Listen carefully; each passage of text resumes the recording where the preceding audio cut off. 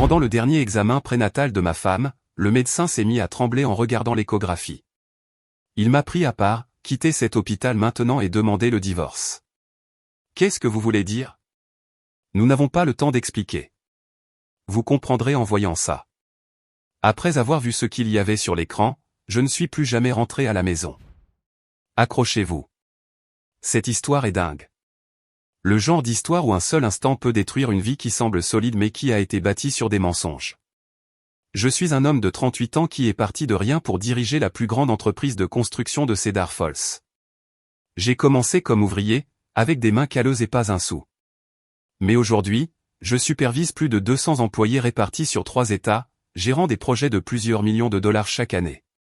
Ce que j'ai bâti est le rêve américain par excellence.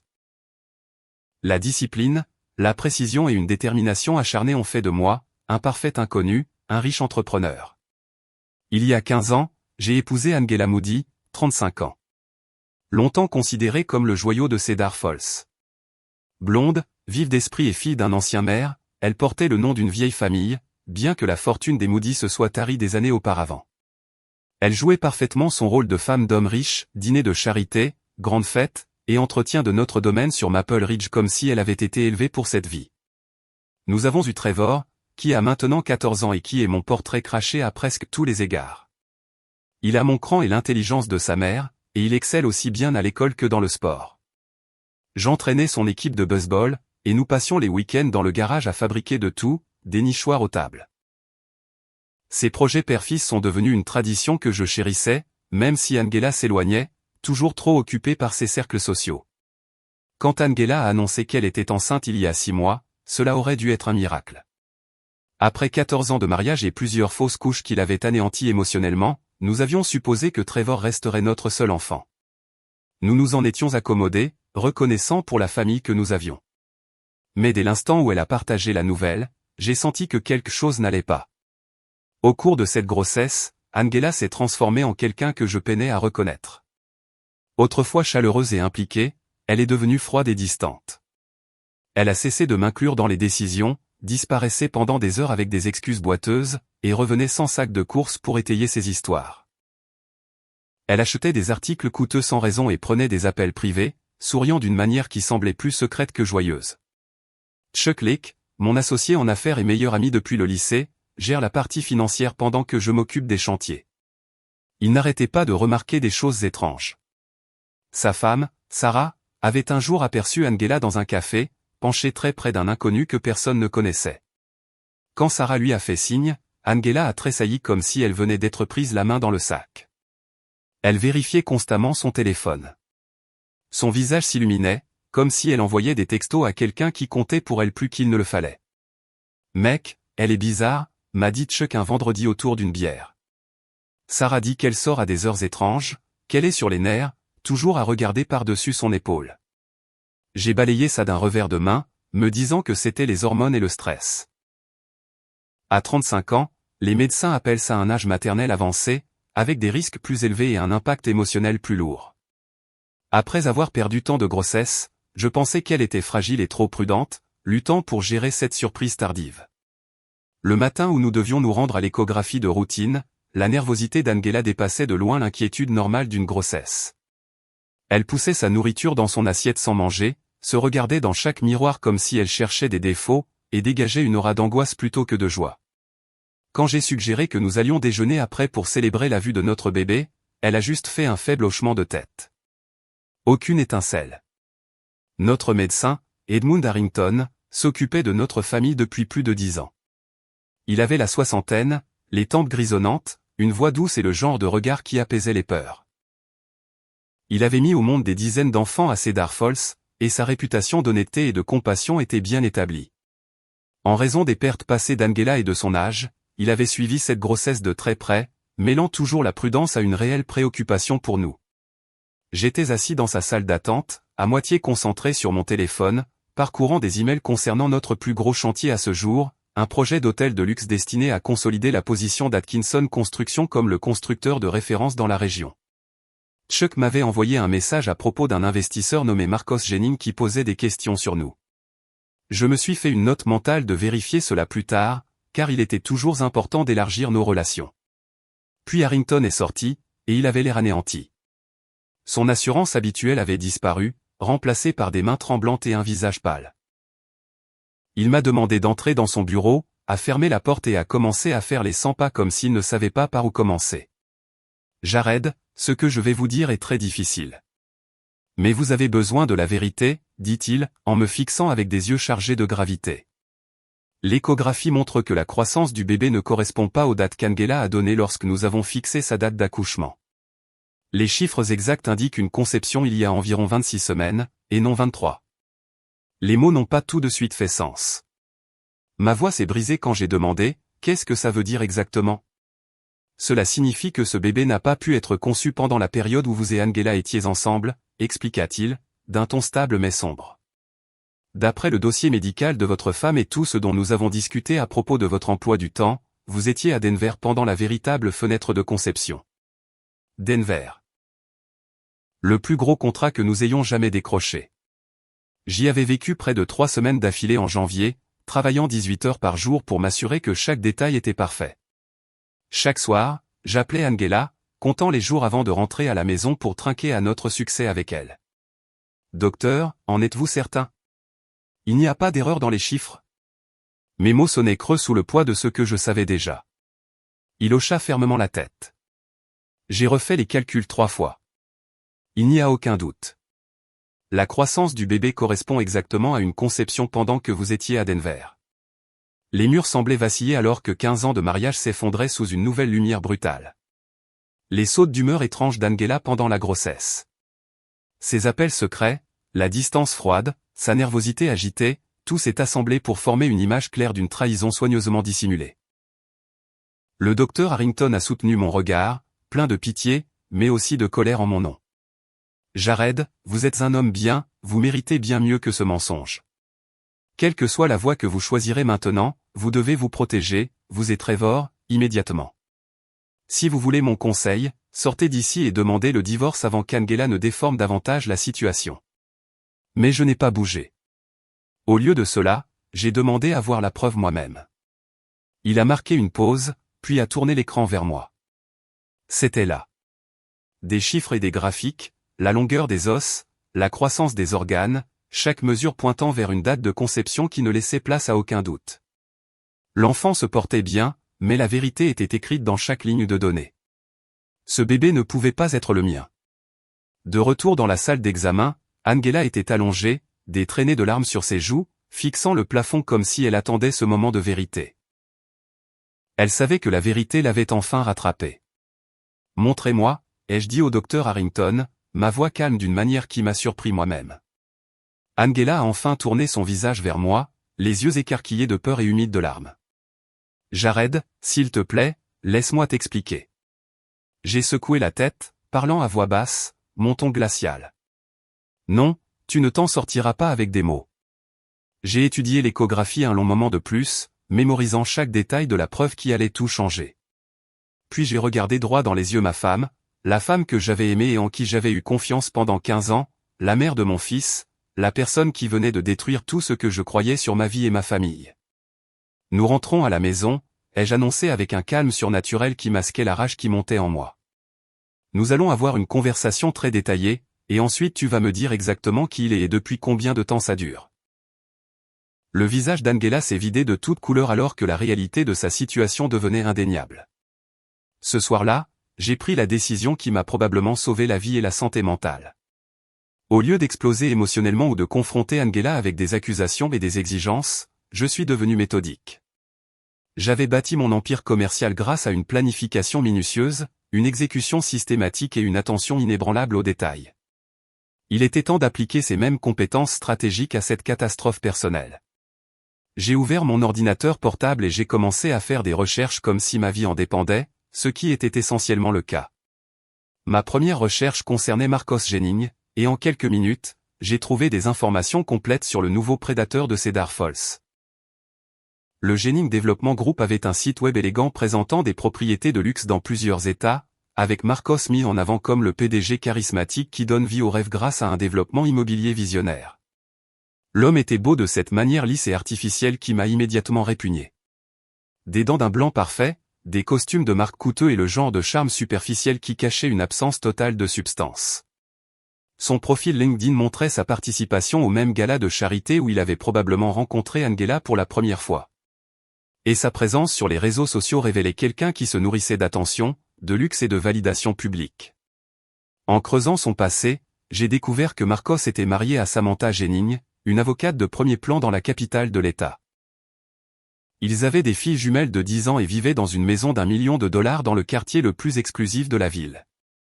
L'ironie ne m'a pas échappé, ce salaud détruisait systématiquement plusieurs familles simultanément tout en se présentant comme un père de famille modèle. La semaine suivante, j'ai maintenu ma routine quotidienne tout en recueillant secrètement des renseignements avec la patience d'un chasseur professionnel. J'ai dit à Chuck qu'Angela souffrait de complications de grossesse nécessitant du repos et une activité sociale réduite, ce qui expliquait son absence aux événements communautaires et mon propre air distrait. Chuck, faisant preuve de la loyauté qui faisait le succès de notre partenariat, a assumé des responsabilités supplémentaires sans poser de questions ni se plaindre. J'ai engagé Paul Ince, un ancien détective de police devenu détective privé, spécialisé dans les cas d'infidélité et réputé pour sa discrétion, sa minutie et ses résultats. Paul était exactement ce dont j'avais besoin, professionnel, méthodique et totalement déterminé à découvrir la vérité, aussi douloureuse soit-elle. En 3 jours, Paul a fourni une documentation complète qui brossait un tableau dévastateur d'une trahison calculée. Angela et Marcos se voyaient 2 fois par semaine dans la suite de luxe du Grand View Hotel depuis 8 mois, avec des photographies horodatées, des registres financiers et des journaux de communication qui révélaient l'étendue de leur tromperie. Les preuves étaient absolument accablantes. Angela utilisait l'argent de notre compte joint pour payer l'hôtel, me mentant sur des virées shopping ou des visites à sa sœur Muriel dans la ville voisine, alors qu'elle conduisait en réalité 40 minutes pour retrouver son amant dans un logement qui coûtait plus cher par nuit que ce que la plupart des gens gagnaient en une semaine. Mais je voulais plus que de simples preuves d'infidélité physique. Je voulais comprendre toute l'étendue de leur trahison et m'assurer que ma réponse serait complète et permanente. Grâce à l'enquête continue de Paul, j'ai appris qu'Angela et Marcos préparaient leur plan de fuite depuis des mois avec un souci du détail qui rivalisait avec n'importe quelle stratégie commerciale. Leur plan était diaboliquement simple, Angela demanderait le divorce immédiatement après la naissance du bébé, invoquant des différends irréconciliables tout en cachant la véritable cause. Elle exigerait la moitié de tout ce que j'avais bâti en 15 ans, utilisant les lois du Connecticut sur la distribution équitable des biens pour financer sa nouvelle vie dans la capitale avec Marcos et leur enfant. Ils avaient déjà versé des acomptes pour un appartement de luxe en centre-ville et s'étaient renseignés sur les écoles privées pour leur future famille. La profondeur de la trahison d'Angela était stupéfiante, au-delà de tout ce que j'aurais pu imaginer. Ce n'était pas une erreur passionnelle ou une faiblesse passagère. C'était une destruction systématique et calculée de notre mariage, conçue pour maximiser son gain financier tout en minimisant les conséquences de ses choix. Pendant cette semaine d'enquête intense, Angela est devenue de plus en plus nerveuse et paranoïaque, sentant ma distance émotionnelle mais croyant apparemment qu'elle pouvait maintenir sa mascarade par pure détermination. Elle a même eu l'audace de me demander mon avis sur les couleurs de peinture pour la chambre du bébé tout en continuant ses rendez-vous bi-hebdomadaires avec Marcos, jouant la femme dévouée tout en planifiant activement la destruction de notre famille. Mon respect pour Angela s'est complètement évaporé en la regardant jouer cette tromperie élaborée avec une habileté qui suggérait des années de pratique. La femme que j'avais aimée s'était révélée être une sociopathe manipulatrice, capable de me regarder droit dans les yeux tout en mentant sur les aspects les plus fondamentaux de notre relation. Mais je n'avais pas fini de rassembler des munitions pour la guerre que je préparais. Grâce à l'enquête de Paul, j'ai découvert que Marcos Jennings était bien plus qu'un simple adultère. C'était un criminel dont les pratiques commerciales offraient de multiples voies pour une destruction légale. Lors d'une réunion d'affaires que j'ai organisée sous prétexte d'un partenariat potentiel, la réputation d'Atkinson Construction nous rendait attrayants pour n'importe quel promoteur. Marcos a révélé avec empressement des détails sur ses divers projets tout en avouant par inadvertance de nombreuses violations réglementaires et des mesures illégales de réduction des coûts. J'ai découvert que parfois, il faut être créatif avec les réglementations environnementales. A dit Marcos avec un clin d'œil conspirateur, croyant apparemment impressionner un simple entrepreneur de petite ville. Les études d'impact environnemental peuvent être interprétées de manière flexible si vous connaissez les bonnes personnes dans les agences de régulation. J'ai hoché la tête d'un air pensif tout en enregistrant secrètement chaque mot sur mon téléphone. Ça semble très intéressant.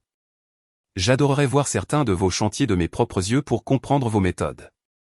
La semaine suivante, j'ai visité 3 des projets en cours de Marcos, documentant tout avec la précision d'un photographe, des violations de sécurité qui mettaient en danger les travailleurs, des dommages environnementaux qui violaient les réglementations fédérales, des infractions au code du bâtiment qui compromettaient l'intégrité structurelle, et des preuves de corruption impliquant des inspecteurs locaux.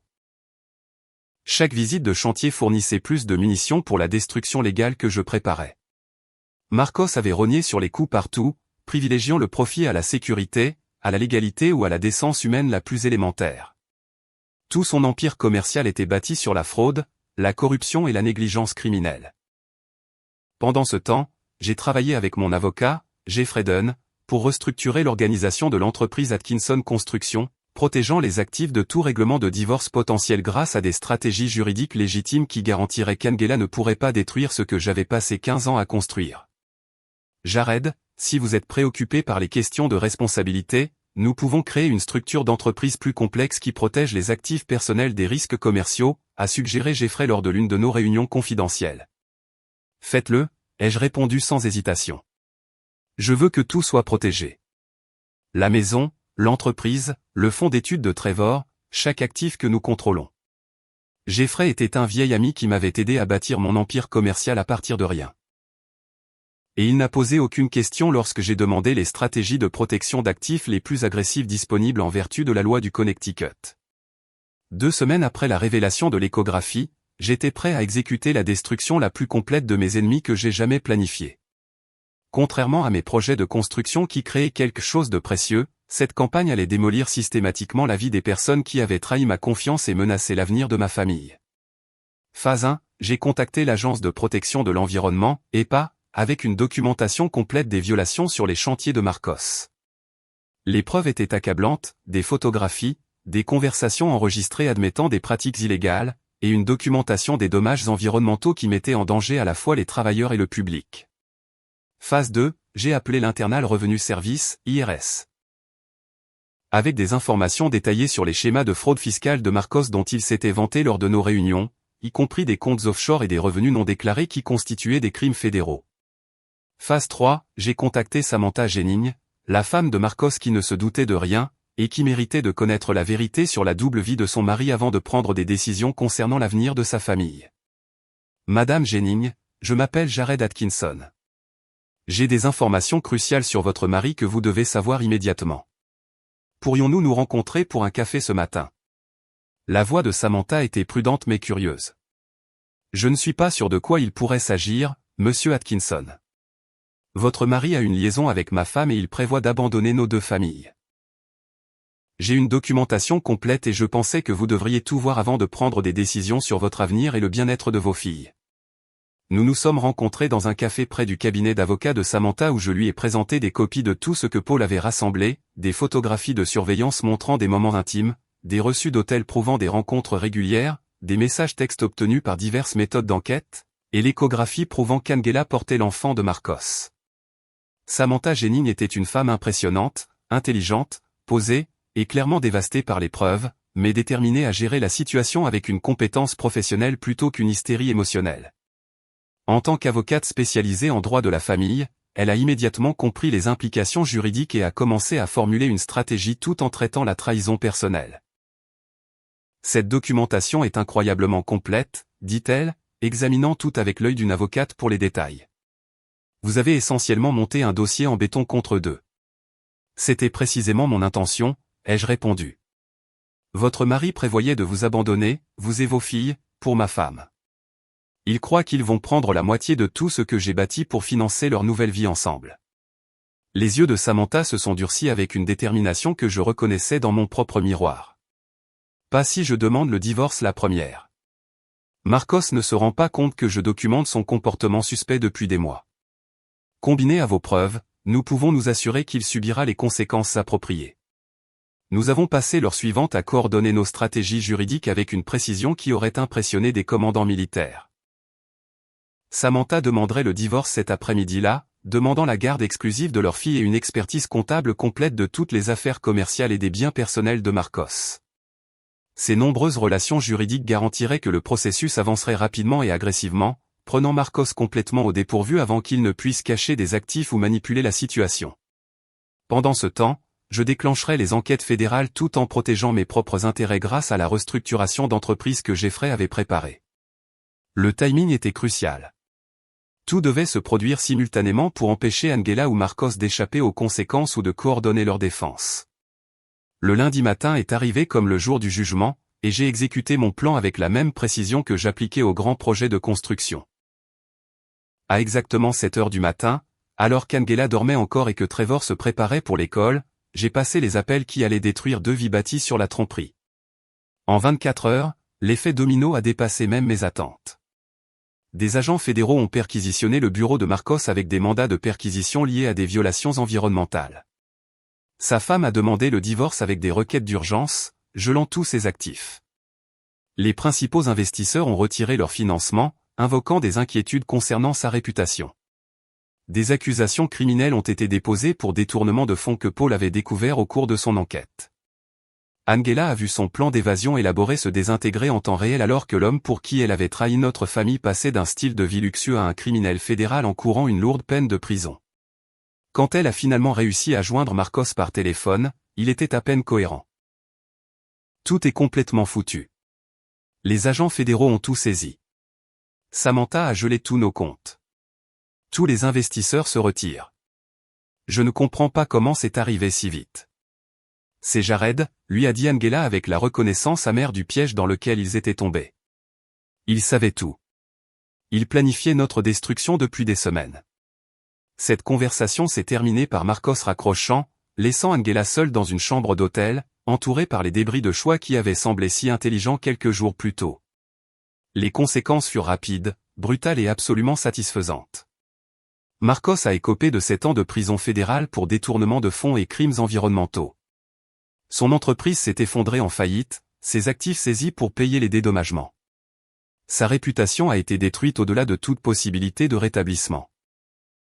Angela a donné naissance à leur fille, Cora, en décembre, faisant face à la maternité complètement seule, tandis que le père du bébé purgeait sa peine en prison fédérale. La fille autrefois fière du maire travaille maintenant à temps partiel dans une épicerie, vit dans un petit appartement, luttant en tant que mère célibataire, soutenue uniquement par les aides sociales et une pension alimentaire minimale. La clause d'infidélité dans notre contrat de mariage, qu'Angela avait oubliée lors de sa planification, a annulé la plupart de ses protections financières et l'a laissée avec à peine de quoi survivre. Ses rêves de luxe et de sophistication s'étaient transformés en exactement le genre de pauvreté qu'elle avait toujours méprisé. Pendant ce temps, ma vie s'est améliorée de façon spectaculaire à tous les égards mesurables. Le divorce a été finalisé, Angela recevant bien moins que ce à quoi elle s'attendait. Atkinson Construction a décroché de nouveaux contrats importants, les clients appréciant l'intégrité dont j'ai fait preuve pendant la crise. Mon entreprise s'est étendue à d'autres États et emploie maintenant plus de 400 personnes. Trevor a tout géré avec une maturité remarquable, bien que je puisse voir la douleur dans ses yeux quand il pensait que je ne regardais pas. Nous nous sommes encore plus rapprochés à travers la crise, passant les soirées à travailler sur des projets et les week-ends à explorer les sentiers de randonnée autour de Cedar Falls tout en reconstruisant nos vies sur des fondations d'honnêteté.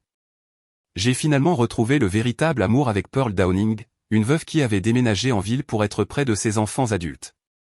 Nous avons construit notre relation avec soin sur 18 mois, comprenant tous les deux l'importance cruciale de fondations authentiques plutôt que de se précipiter dans un engagement basé sur la solitude ou des émotions de rebond. 3 ans plus tard, la transformation est complète et permanente. Angela a continué à reconstruire sa vie grâce à de véritables efforts et à un travail acharné. Elle a obtenu son diplôme d'un community college, a été promue directrice adjointe et semble enfin comprendre que les choix ont des conséquences qui ne peuvent être évitées par le charme ou la manipulation. Il reste encore 5 ans de prison à Marcos, et son ex-femme a réussi à déménager avec leur fille à l'autre bout du pays où elles peuvent construire de nouvelles vies, loin de l'héritage criminel de leur père. Le docteur Harrington a pris sa retraite, mais il se joint parfois à moi pour un café pour discuter des défis éthiques de sa profession. Vous avez géré cette situation mieux que quiconque aurait pu l'espérer, m'a-t-il dit récemment. Il a fallu du courage pour vous dire la vérité, mais toutes les personnes impliquées avaient besoin d'affronter la réalité au lieu de vivre des mensonges élaborés. En regardant en arrière avec une parfaite clarté, je n'ai aucun regret d'avoir fait confiance à Angela au début, ni sur la façon dont j'ai géré la découverte de la vérité, ni sur les conséquences qui ont suivi pour toutes les personnes impliquées. Mon seul regret est qu'il ait fallu une crise aussi dévastatrice pour me montrer la différence entre la vie que je pensais vouloir et la vie authentique dont j'avais réellement besoin. Les fondations sont solides maintenant, bâties sur un socle de vérité plutôt que sur le sable de la tromperie. Quels que soient les défis que l'avenir nous réserve, je suis parfaitement préparé, entouré de personnes dont l'amour est authentique et dont la loyauté a été testée sous une pression extrême et s'est avérée absolument fiable. L'échographie qui a révélé le mensonge a finalement apporté la vérité qui a libéré tout le monde pour construire de meilleures vies. Parfois, la trahison la plus dévastatrice mène à la transformation la plus positive si vous la gérez avec patience, intelligence et planification stratégique, plutôt qu'avec une simple réaction émotionnelle brute.